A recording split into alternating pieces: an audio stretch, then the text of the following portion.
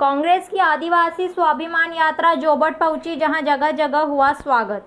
युवा कांग्रेस प्रदेश अध्यक्ष विक्रांत भूरिया के नेतृत्व में कांग्रेस की आदिवासी स्वाभिमान यात्रा सीधी से प्रारंभ हुई थी, जो 17 जिलों के 36 विधानसभा क्षेत्रों से होती हुई जोबट पहुंची, जहां छोटे बस स्टैंड पर शहीद चंद्रशेखर आजाद की प्रतिमा पर नमन किया। यात्रा के जोबट आगमन पर नगर में जगह जगह स्वागत हुआ।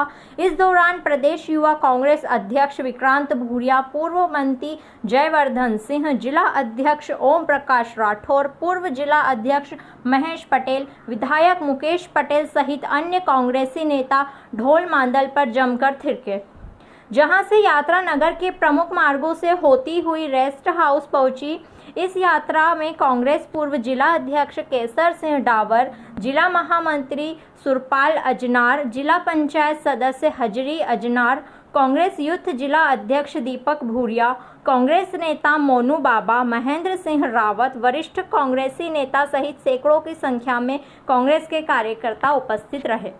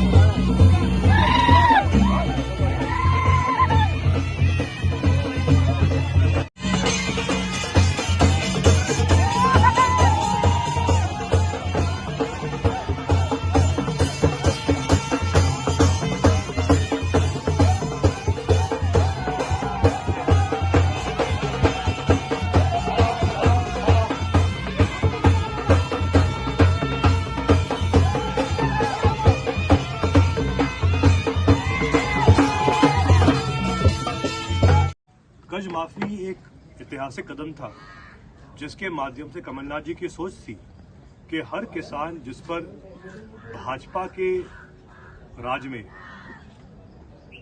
बहुत बड़ा कर्ज का एक बोझ उनके सिर पर आ गया है, उसको हम हल्का कैसे कर सकते हैं। और इसीलिए हमने चरणबद्ध तरीके से कर्ज माफी की थी।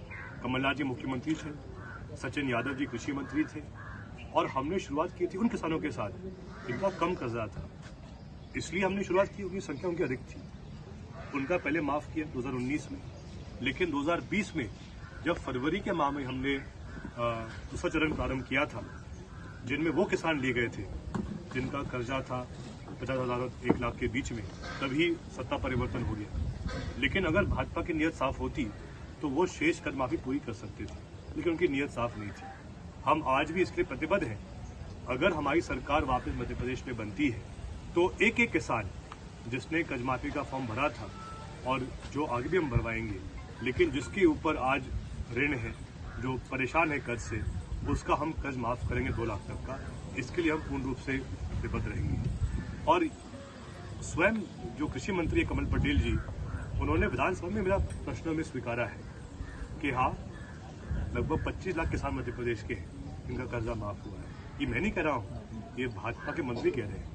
तो कहना कि इसका लाभ तो लोगों को मिला है, लेकिन ये बात सही है कि ऐसे भी अनेक किसान आज मध्य प्रदेश में हैं जो प्रतिवर्ष सही समय पे, सही अवधि में उनका जो भी लेन देन होता है उसको पूरा करते हैं। उनके लिए भी प्रोत्साहन राशि की हम योजना बना रहे हैं। कमलनाथ जी इसके बारे में चर्चा कर रहे हैं, विचार भी कर रहे हैं। और आपको जानकारी होगी, छत्तीसगढ़ सरकार में ये चल भी रहा है, जहाँ वहाँ पर हर किसान को, चाहे फसल मक्का की हो, चाहे कपास की हो, चाहे सोयाबीन की हो, चाहे गेहूं की हो, चाहे कोई अन्य फसल हो, हर फसल के लिए एमएसपी के ऊपर छत्तीसगढ़ सरकार लगभग हर किसान को 300, 400, 500 रुपये दे रही है। और हम भी इसके लिए विचार कर रहे हैं मध्य प्रदेश में। कान भाई, आप ही। मैं सभी पत्रकार साथ, अगर सबसे पहले किसी का अधिकार हमारे प्रदेश और देश की जो संपत्तियां हैं, जल जंगल जमीन पर, तो सबसे पहले अधिकार आदिवासी भाई और बहनों का है। और यही सोच पंडित नेहरू जी की थी, यही सोच इंदिरा गांधी जी की थी, जिसका पालन भी कांग्रेस ने किया था। उल्टा भाजपा के राज में ये हो रहा है कि जो जमीनें आदिवासियों की है वो बिक रही है। बड़े बड़े दलाल जो भाजपा के हैं वो उन पे कब्जा कर रहे हैं। जमीन जो विक्रय निषिद्ध है उसको क्रय किया जा रहा है। तो ये सब कैसे हो रहा है, क्यों हो रहा है? कहीं ना कहीं भाजपा के जो नेता दलाल हैं उनका इसमें बड़ा हिस्सा है।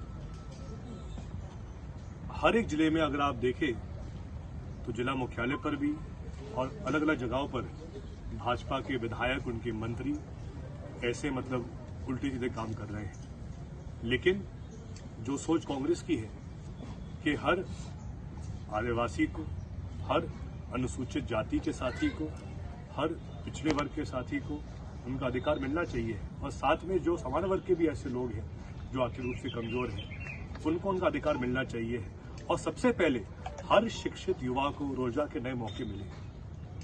अभी जो पटवारी भर्ती परीक्षा में जो घोटाला हुआ है उससे स्पष्ट ये बात सामने आई है कि जब जब सरकार भाजपा की रही है, जब जब मुख्यमंत्री के रूप में शिवराज सिंह चौहान जी रहे हैं, तो ऐसे घोटाले हुए हैं जिसके कारण आज जो हमारा शिक्षित युवा है उसका मनोबल टूटा है। और यही एक सुधार है जो हमें इस प्रदेश में करनी है।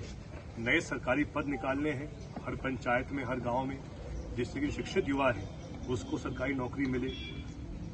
प्रियंका जी ने तो मन से कहा है कि अगर सरकार कांग्रेस की बनेगी तो पूरे मध्य प्रदेश में पुरानी पेंशन योजना लागू की जाएगी, जो हर सरकारी कर्मचारी की मांग गढ़ में हो, चाहे हिमाचल प्रदेश में हो या फिर कर्नाटक में। उसी आधार पे अगर सरकार 3 महीने बाद कांग्रेस की बनती है, कमलनाथ जी मुख्यमंत्री बनते हैं, तो सबसे पहले पुरानी पेंशन मध्य प्रदेश में भी लागू की जाएगी। सर, पिछले 30 सालों में दोवड़ विधानसभा कांग्रेस बहुत मजबूत रही और कांग्रेस की गुटबाजी के कारण ही आ रही है, पूरा रिकॉर्ड है। तो ये गुटबाजी जब तक कांग्रेस के मैदानी एरिया में खत्म नहीं होगी तब तक कांग्रेस के लिए तकलीफ आएगी। कैसे तो जब अनेक दिग्गज नेता होते हैं तो स्वाभाविक है थोड़ा बहुत तो आपसी में वो रहता है टिकट के लिए। लेकिन मूल बात ये है कि जो आज जो मध्य प्रदेश में माहौल हमें दिख रहा है, जो गुटबाजी पहले कांग्रेस में होती थी वो भाजपा में हो गई है। जैसा कि आजकल एक पंक्ति बहुत मशहूर हो रही है, शिवराज भाजपा, महाराज भाजपा और नाराज भाजपा। जब से सिंधिया जी भाजपा में गए हैं तो उनके अलग अलग उनके गुट बन गए हैं।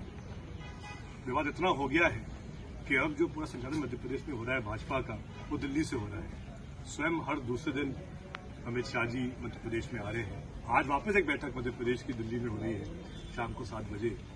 इससे स्पष्ट दिख रहा है कि कहीं भाजपा में ही अभी सब कुछ ठीक नहीं है। ज़्यादा सवाल जोबट का है, अलीराजपुर का है। इस बार हम विशेष ध्यान देंगे कि जोबट में भी कमलनाथ जी इस बार अच्छी सर्वे करा रहे हैं। जिसका भी नाम निष्पक्ष रूप से सामने आएगा उसको कांग्रेस टिकट देगी। लेकिन हमें पूरा विश्वास है कि इस बार कम से कम राजपुर जिले में दोनों सीटों पर कांग्रेस को जीत मिलेगी। सर, बीजेपी की समरसता यात्रा और बनाम कांग्रेस की आदिवासी स्वाभिमान यात्रा 2023 पे क्या असर होगा? कहीं ना कहीं जो मेहनत विक्रांत भाई ने की है, रामू जी ने की है, कमला जी ने की है, और जो उनके अनेक और साथीगण हैं जो निस्वार्थ रूप से सड़क पर पिछले 19 दिन से आदिवासी भाइयों की बहनों की आवाज बुलंद कर रहे हैं। इससे एक संदेश गया है कि ऐसा क्यों है कि जो भी आदिवासियों के साथ जो अत्याचार किया जा रहा है, ऐसा क्यों है कि हर ऐसे केस में भाजपा का नेता ही शामिल है। कहीं ना कहीं कांग्रेस का भी तो इतिहास 75 साल का मध्य प्रदेश में है, लेकिन कांग्रेस के नेता ने कभी भी कोई भी ऐसी हरकत कभी नहीं की है कोई भी आदिवासी के साथ। लेकिन हर ऐसे मामले में भाजपा का नाम क्यों आ रहा है, तो ये बड़ा मुद्दा है। कहीं ना कहीं दिक्कत ये है कि भाजपा आदिवासी शब्द को मानती नहीं है। कमलनाथ जी ने ही, और ये 3 दिन बाद आ रहा है अंतर्राष्ट्रीय आदिवासी दिवस, कमलनाथ जी ने ही उस दिन को एक शासकीय अवकाश घोषित किया था। लेकिन जैसी सत्ता परिवर्तन हुआ, सरकार पुनः भाजपा की बनी, उन्होंने वो अवकाश ही निरस्त कर दिया। वो तो वनवासी कहते हैं, जबकि पूरा विश्व जानता है, स्वयं आदिवासी कहते हैं हम तो आदिवासी हैं, लेकिन भाजपा कहाँ स्वीकार करने को तैयार है। 2018 में सर ये फिर भाजपा की क्या सोच हो गई है। और उसके बाद हमने 3 दिन पहले ही देखा जहां सिंगरौली के विधायक के पुत्र ने भी एक आदिवासी पर एक गोली मारी। और इसी के संबंध में कांग्रेस पार्टी ने तय किया था कि हमारे युवा कांग्रेस के अध्यक्ष और आदिवासी नेता विक्रांत भूरिया जी और हमारे आदिवासी प्रकोष्ठ के अध्यक्ष रामू टेकाम जी ने आदिवासी की आवाज को बुलंद करने के लिए सीधी से आदिवासी स्वाभिमान यात्रा प्रारंभ की थी।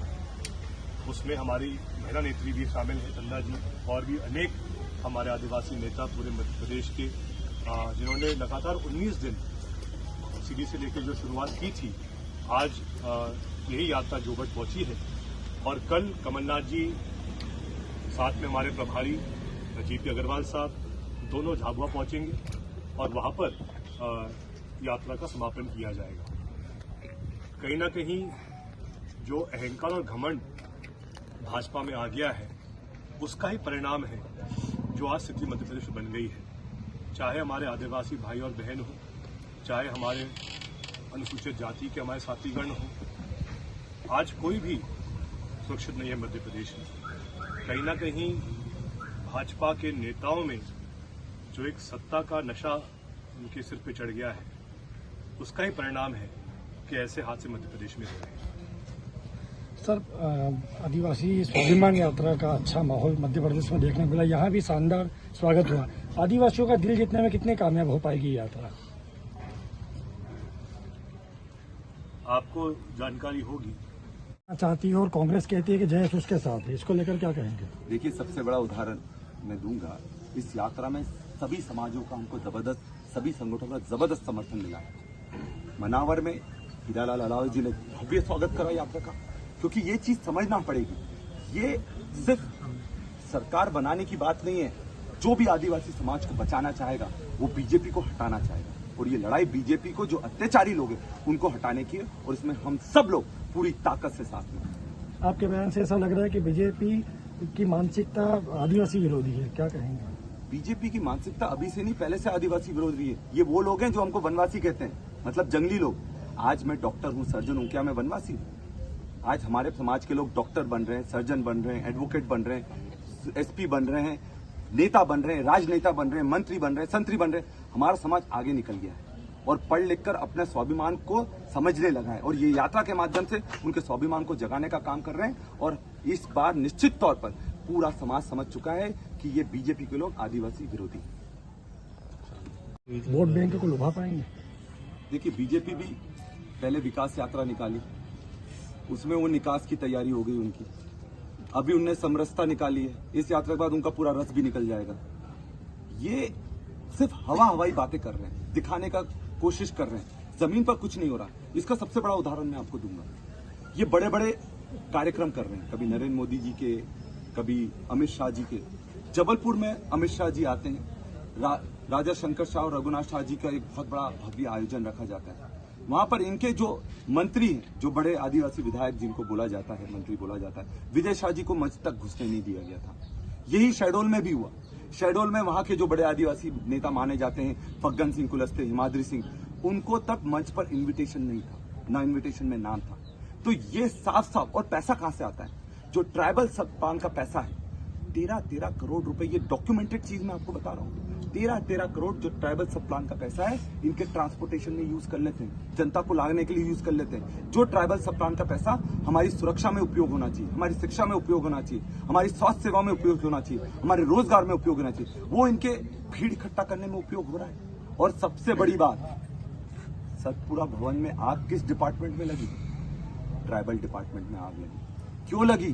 क्योंकि जितना ट्राइबल डिपार्टमेंट का पैसा था, इन्होंने भाजपा के लोगों को पैसा देने के लिए, चंदा देने के लिए, उनको पोषण करने के लिए पूरा भ्रष्टाचार करा था। और उनको पता था कि अब अगर सरकार आई तो इनका पूरा भांडाफोड़ हो जाएगा। और सबसे बड़ी बात, 200 मीटर दूर फायर स्टेशन था, पर फायर ब्रिगेड को सतपुरा भवन पहुंचने में 5 घंटे लग जाते हैं। तो अपने आप में समझ में आता है कि ये लोग, वो जो आग लगी नहीं,